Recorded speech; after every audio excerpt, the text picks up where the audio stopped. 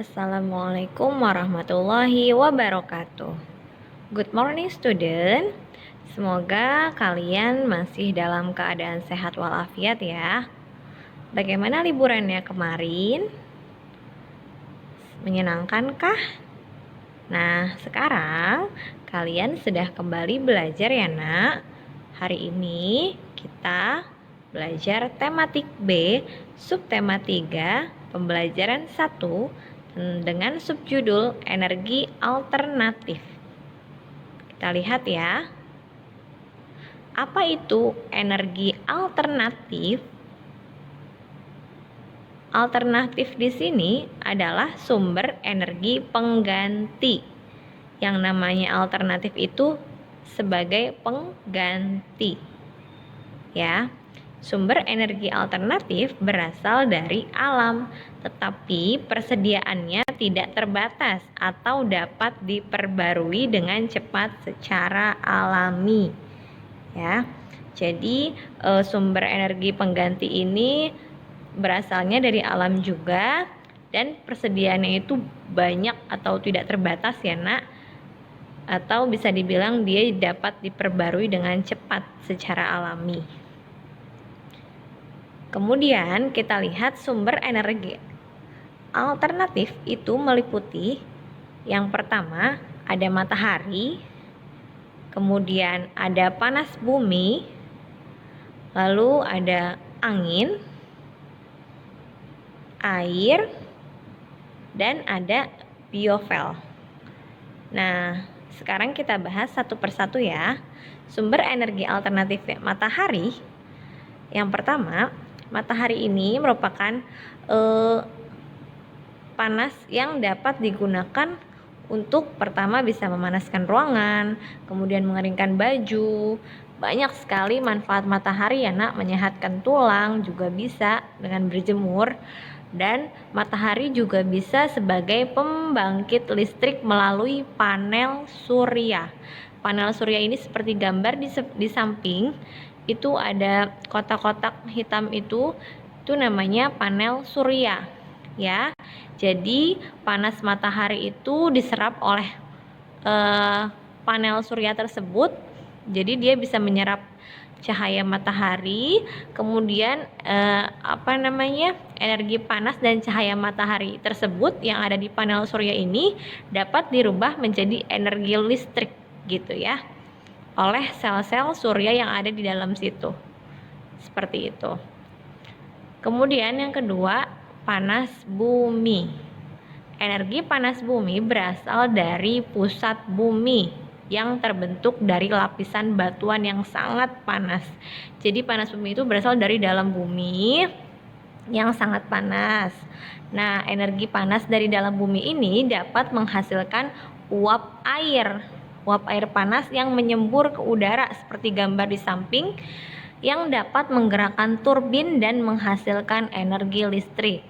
Ya, jadi energi panas bumi ini berasal dari pusat bumi di dalam bumi, itu dari batu-batuan yang sangat panas, dia bisa terbentuk kemudian menyembur menghasilkan uap yang sangat panas, dan uap tersebut atau semburan itu dapat menggerakkan turbin. Ya, menggerakkan turbin yang ada di sana dan menghasilkan energi listrik. Seperti itu. Yang ketiga ada angin. Angin adalah udara yang bergerak karena adanya perbedaan tekanan. Energi gerak pada angin dapat dimanfaatkan untuk menggerakkan perahu layar. Ya, jadi angin yang kencang juga dapat menggerakkan perahu layar. Nah, energi angin juga dimanfaatkan sebagai pembangkit listrik melalui kincir angin. Lihat gambar kincir angin di sebelahnya. Jadi angin itu juga bisa dimanfaatkan sebagai pembangkit listrik, tapi melalui kincir angin tersebut nih yang seperti di gambar, yang dihubungkan dengan generator. Jadi kincir angin ini nih yang besar ini dihubungkan dengan generator. Nah, nanti bisa menghasilkan listrik. Setelah dia berputar tuh kincir angin tersebut berputar, kemudian dapat menghasilkan listrik dari generator tersebut ya. Selanjutnya ada aliran air. Aliran air yang deras menyimpan energi gerak yang dapat dimanfaatkan sebagai pembangkit listrik juga nih. Pembangkit listrik tenaga air atau disingkat PLTA, itu PLTA itu pembangkit listrik tenaga air menggunakan bendungan air. Ya. Jadi aliran air yang deras tadi itu dia dapat menyimpan energi gerak. Nah, yang dapat dimanfaatkan sebagai pembangkit listrik dengan caranya bagaimana?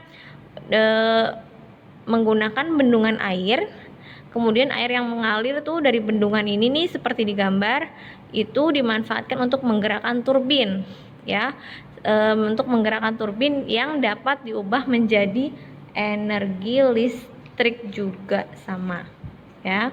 Jadi semakin deras aliran air itu semakin besar, semakin cepat tuh aliran airnya, semakin besar listrik yang dihasilkan, itu, ya.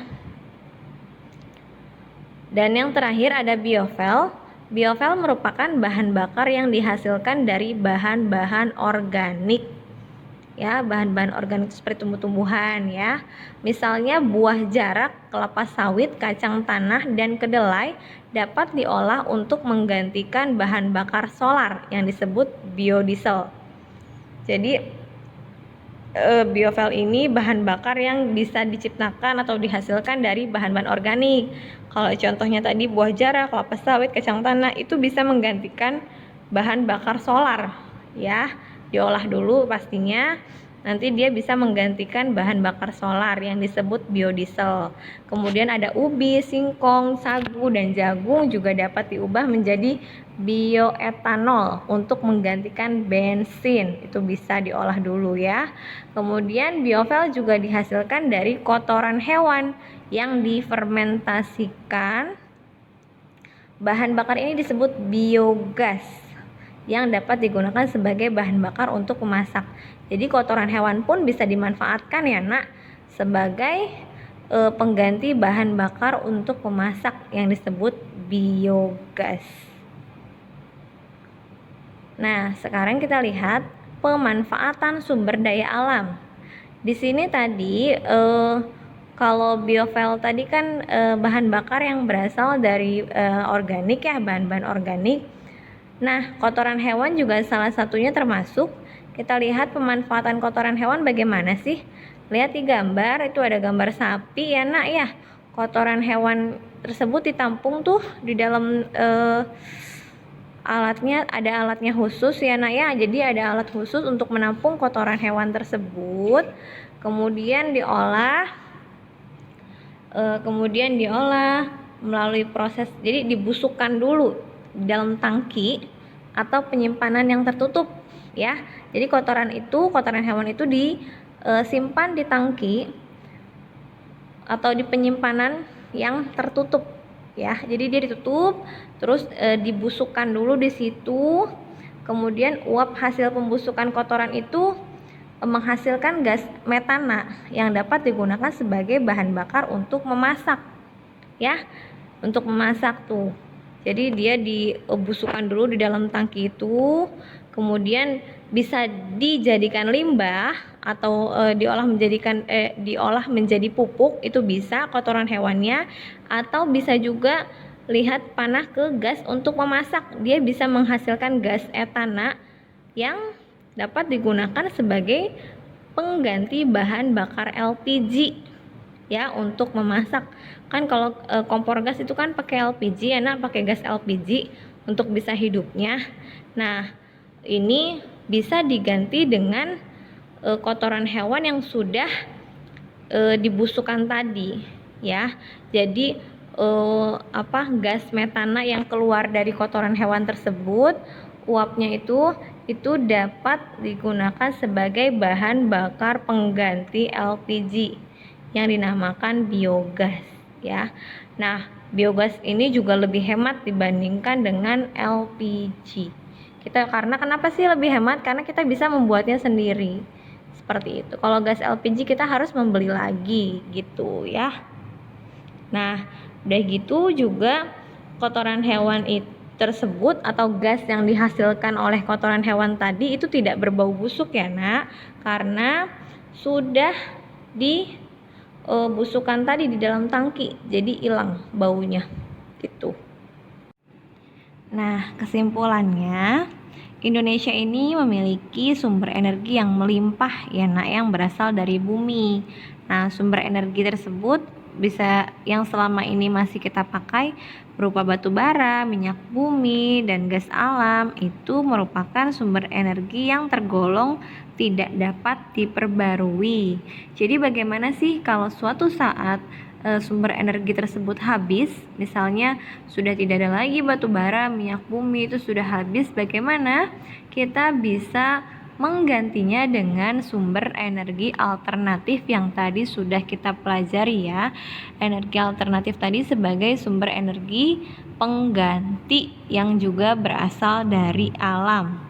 Dan sumber energi alternatif tersebut jumlahnya tidak terbatas atau dapat diperbarui dengan cepat secara alami.